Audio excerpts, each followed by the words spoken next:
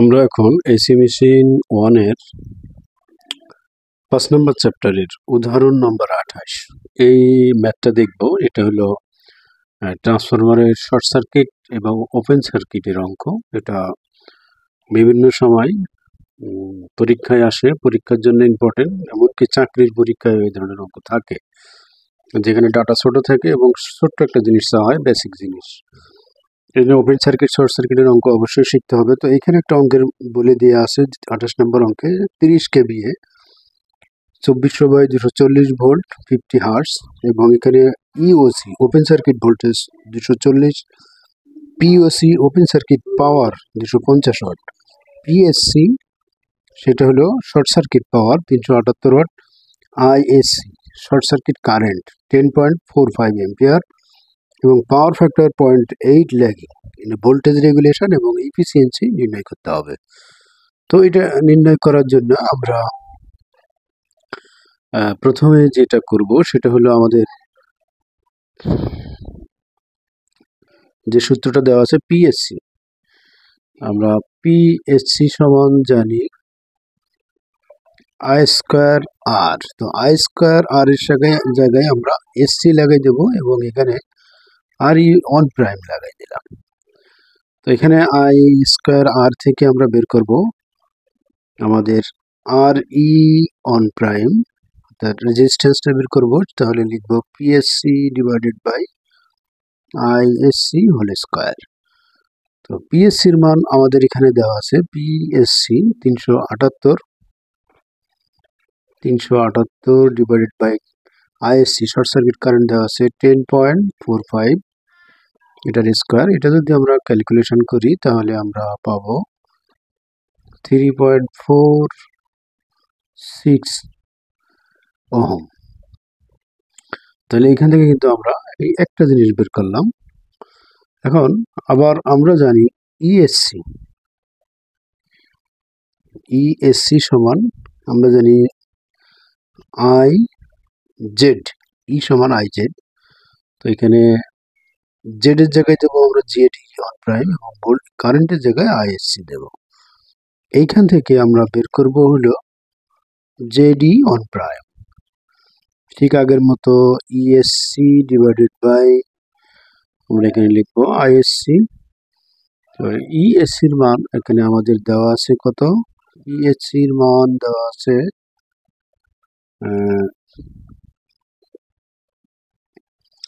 ইএসসির মান কত দেওয়া আছে দেখি। ইএসসির মান দেওয়া আছে 72 ডিভাইডেড বাই, অর্থাৎ এটা ভোল্টেজ শর্ট সার্কিট ভোল্টেজের মান 72 দেওয়া আছে। আচ্ছা, ডিভাইডেড বাই আইএসসি 10.45। তো 10.45 দিয়ে ভাগ করলে এটা আমরা পেয়ে যাব 6.89 ওহম। এখন আমরা জানি জেড সমান R square plus X square. এখানে তাহলে জেড অন প্রাইম দেব, আর ই অন প্রাইম দেব, এক্স ই জায়গায় আমরা ডাবল প্রাইম দেব। এখান থেকে আমরা এক্স ই ডাবল প্রাইমটা বের করব। তাহলে যদি আমরা ওই পাশে দিয়ে দেই, একবারে রুট দিয়ে দিলাম, Z E on prime square minus R E on prime square. তো এখানে যদি আমরা মানটা বসাই দিই আমাদের, তাহলে জেড এর মান আমরা পেয়েছি 6.89 স্কোয়ার মাইনাস, এবং আর ইর মানটা পেয়েছি আমরা, আর ইর মানটা এটা আমাদের 3.46 স্কোয়ার। এটা যদি আমরা ক্যালকুলেশন করি তাহলে আমরা পাবো 5.96 ওহম। যেভাবে আমি করাচ্ছি সেভাবে যদি করো তাহলে পরীক্ষার খাতায় মনে থাকবে এবং তোমরা পারবে। কিন্তু যদি তোমরা বইয়ের মতো করো তাহলে কিন্তু পরীক্ষায় মনে থাকবে না, কিভাবে কোনটা করলে পরীক্ষায় লিখতে পারবে না। এই জন্যে একটু ফলো করবে যে আমি কিভাবে কোন সূত্র কোথায় অ্যাপ্লাই করছি। এই সূত্রগুলা কিন্তু কমন সূত্র, পি সমান আই স্কোয়ার আর, ই সমান আই জেড, জেড স্কোয়ার সমান এইটা, এই সূত্রগুলো কিন্তু বইতে সরাসরি না লিখে এখান থেকে শুরু করছে। তো এখান থেকে যদি শুরু করি তাহলে কিন্তু সূত্রটা নতুন মনে হবে, পরীক্ষার খাতায় কিন্তু মনে থাকবে না। এই জন্য তোমরা এটা অবশ্যই এখান থেকে শেখার চেষ্টা করবে। এখন আমরা আমাদের যেহেতু আমরা এক্স ই ডাবল প্রাইম বের করে নিয়েছি, এক্স ই ডাবল প্রাইম, এখন আমরা আর ই ডাবল প্রাইম বের করব। তো আমরা জানি এ স্কোয়ার সমান কি হবে, R E one prime divided by R E double prime. এখন এ স্কোয়ারের মান, এর মানটা কোথা থেকে পাবো, আমরা জানি আবার এ সমান ইপি বাই ইএস, এ সমান ইপি বাই ইএস। তো এখানে ইপির মান দিয়ে আছে 2400 এবং ইএস এর মান আছে 240 ইকুয়াল টু 10। তো আমরা ই এর মানটা এখান থেকে বের করে নিলাম, এর মানটা রেশিও। তো এখান থেকে আর ই ডাবল প্রাইম এখন আমরা বের করতে পারবো R E double prime. R E double prime সমান তাহলে R E one prime divided by A square. এইখানে আর ই সিঙ্গেল প্রাইম, যেটা আর ই সিঙ্গেল প্রাইমের মান আমরা বের করেছিলাম 3.46 ডিভাইডেড বাই এ স্কোয়ার মানে 10 স্কোয়ার। তো এইটা যদি আমরা ক্যালকুলেশন করি তাহলে এক্স আর ই প্রাইম সমান, আমরা এটা জাস্ট 100 দিয়ে ভাগ হবে, 100 দিয়ে ভাগ করলে 0.0346 ওহম আমরা পেয়ে যাব। ঠিক একইভাবে আমরা বের করে নেব এক্স ই ডাবল প্রাইম, তাহলে X E single prime by square হবে। তাহলে এক্স ই সিঙ্গেল প্রাইমের মান আমরা এক্স ই সিঙ্গেল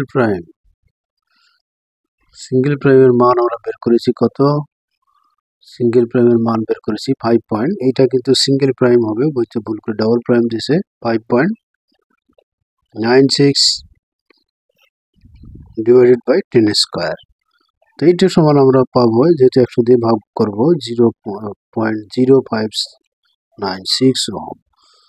তো ঠিক এইভাবে যদি তোমরা সিরিয়াল বাই সিরিয়াল অঙ্কটা করো তাহলে কিন্তু পরীক্ষায় পারবে, নইলে কিন্তু পরীক্ষায় পারা সম্ভব হবে না, মনেও থাকবে না।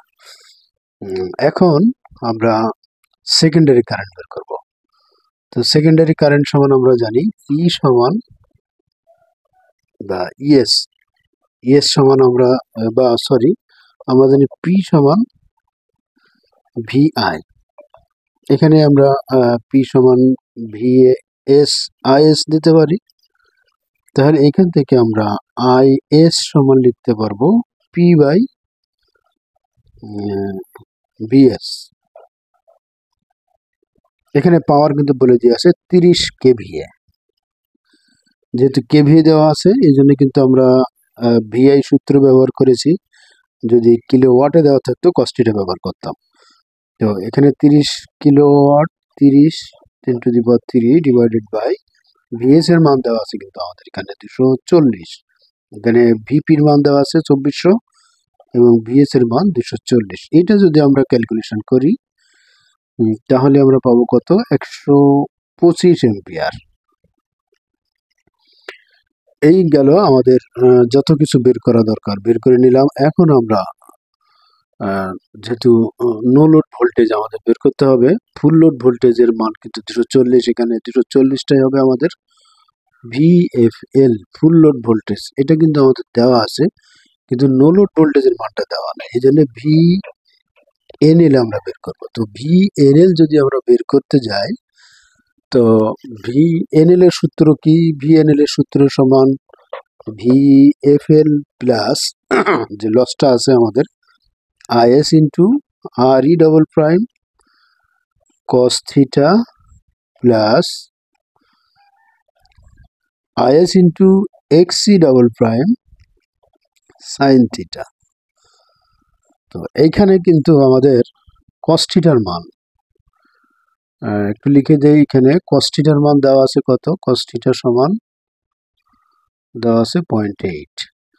তাহলে থিটার মান কিন্তু হবে কজ ইনভার্স 0.8 মানে হলো 36.86। তাহলে সাইন থিটার সমান আমরা লিখতে পারবো সাইন 36.86 ইকুয়াল টু কিন্তু 0.6 পাবো। তো এইটা কিন্তু অঙ্ক করতে করতে মুখস্থ হয়ে যায়, সেজন্য আমি লিখতে পারলাম। তো তোমরাও যখন এই ধরনের অঙ্কগুলো বারবার প্র্যাকটিস করবা, এটা মুখস্থ হয়ে যাবে। এবং ইলেকট্রিক্যালের ছাত্র যারা, তাদেরকে এগুলো মুখস্থ হতে হবে। যারা ডুয়েট অ্যাডমিশন দিবে, অ্যাডমিশনের জন্য চেষ্টা করবে, তাদের এই যে সাইন, কস, ট্যান এগুলোর মান কোন অ্যাঙ্গেলে কত আসে বা পাওয়ার ফ্যাক্টর কত হলে থিটার মান কত আসে, এগুলো মুখস্থ হয়ে যেতে হবে, এগুলো মুখস্থ থাকবে। তাহলে আমরা এখানে মানগুলো বসাই দিই। মানগুলো যদি বসাই, ভিএফএল এর মান হলো 240, আমরা 240 নিলাম। তোমরা দেখতে পাচ্ছ কিনা আমি জানি না, আচ্ছা দেখা যাচ্ছে। তো সেকেন্ডারি কারেন্ট আইএস এর মান আমরা কিন্তু একটু আগে বের করলাম, 125 ইন্টু আরই ডাবল প্রাইম। আরই ডাবল প্রাইমের মান আমরা বের করে নিয়েছি 0.0346, কস থিটার মান 0.8 প্লাস এক্সি ডাবল প্রাইম।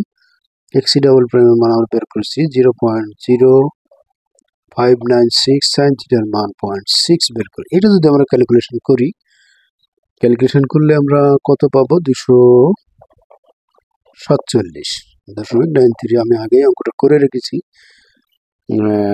মানে ক্যালকুলেশনটা করে রেখেছি যাতে ভিডিওতে অল্প সময় লাগে। এখন আমরা আমাদের ভোল্টেজ রেগুলেশন বের করব। ভোল্টেজ রেগুলেশন আমরা জানি ভিআর, সংক্ষেপে percentage of VR is equal to VNL, no load voltage, minus VFL, full load voltage, divided by VFL into 100। এখানে আমরা ভিএনএল হলো আমাদের নো লোড ভোল্টেজ, যেটা এখন বের করলাম 247.93, মাইনাস ফুল লোড ভোল্টেজ ছিল আমাদের 240, divided by full load voltage 240 into আমরা এখানে 100 দেবো পার্সেন্টেজ হিসাবে। এটা ক্যালকুলেশন করলে আমরা পাই 3.304%। এটা হলো আমাদের একটা অ্যান্সার। তো এটা একটা অ্যান্সার বের করলাম। এখন আমরা আর একটা অ্যান্সার বের করবো, আমাদের percentage of regulation. Percentage of regulation যদি আমরা বের করি, আমাদের জায়গা স্বল্পতা, আমি অন্য একটা পেজ নিতে চাচ্ছি না, এখানে শেষ করার চেষ্টা করব। এখন তাহলে আমাদের পি যেটা দেওয়া আছে সেটা কিন্তু 30 কেভিএ দেওয়া আছে, আর আমাদের যে লসগুলো দেওয়া আছে এখানে, লসগুলো কিন্তু 378 ওয়াটে দেওয়া আছে, 250 ওয়াট, 378 ওয়াট। তাহলে কি করতে হবে? 30 কেভিএ কে আমরা 30 কিলোওয়াটে রূপান্তর করব। রূপান্তর করার জন্য কি করবো? জাস্ট পাওয়ার ফ্যাক্টর দিয়ে গুণ দেবো। পাওয়ার ফ্যাক্টর দিয়ে গুণ দিলে এটা কিলোওয়াটে চলে যাবে, তার মানে হয়ে গেল 24 কিলোওয়াট। তাহলে আমরা আমাদের আউটপুট পাওয়ার, এটা আউটপুট পাওয়ার যেটা দেওয়া থাকে সেটা কিন্তু আউটপুট। তো 30 কিলোওয়াট, কেভিএ কে আমরা কেভিএ লিখবো এখানে, কেভিএ কে আমরা 24 কিলোওয়াটে কনভার্ট করে নিলাম। এখন আমাদের লস তাহলে কি হবে? আমাদের আরো যে লস, কোর লস দেওয়া আছে এখানে, পিওসি যেটা open circuit loss. Open circuit যখন কোনো লোড হয় নাই তখন যে লসটা হবে সেটাকে আমরা বলি কোর লস। এটা মনে রাখবে, হ্যাঁ, কোর লস। তাহলে আমাদের কোর লস কত? কোর লস কিন্তু 250 ওয়াট। এবং শর্ট সার্কিট অবস্থায় যে লসটা হবে আমাদের, সেটা হবে আমাদের copper loss, short circuit loss, PSC. এটা হলো আমাদের কপার লস, এটা মনে রাখবে। কপার লস সমান আমাদের কত? 378 ওয়াট। আমাদের তিনটা লস, আমরা আউটপুট পেলাম এবং দুটো লস পেলাম। তাহলে এখন আমরা ইফিসিয়েন্সি সূত্র লিখতে পারি। আমরা জানি ইফিসিয়েন্সি সমান output by input, output by input into 100, percentage of loss. এখন আউটপুটের মান আমরা জানি কত? আউটপুট পাওয়ার হলো এটা 24 ওয়াট, 24 কিলোওয়াট। 24 ইন্টু 10⁻³ দিয়ে দিলাম। এখন আমরা আমাদের ইনপুট কিন্তু জানি না, তাই ইনপুট সমান কি? Output plus loss. এটা খুব সোজা। তো আমাদের ইনপুট সমান কি? আউটপুট। আউটপুট হলো 24 প্লাস লস। লস আছে আমাদের দুইটা, 250 ওয়াট 378 ওয়াট। এটা তাহলে যদি আমরা ক্যালকুলেশন করি তাহলে আমরা পেয়ে যাব 97.45%। এই অঙ্ক যারা ডুয়েটে অ্যাডমিশন দিতে যাওয়া তাদেরকে অবশ্যই শিখতে হবে, এবং যারা মিড পরীক্ষা দেবে, মিড পরীক্ষায় কিন্তু এই ধরনের একটা অঙ্ক থাকবে, ফাইনাল পরীক্ষায় এই ধরনের একটা অঙ্ক থাকবে, চাকরির পরীক্ষায় এই ধরনের অঙ্ক থাকে। আশা করছি তোমরা উপকৃত হবে এটা শিখে। এরকম আরও ইম্পর্টেন্ট ভিডিও পেতে আমার পেজটা ফলো দিয়ে বন্ধুদের মধ্যে শেয়ার করবে। যদিও ভিডিওটা একটু বড় হয়েছে, কিন্তু শেখার জন্য একটু ধৈর্য সহকারে দেখবে। আশা করি। আল্লাহ হাফেজ।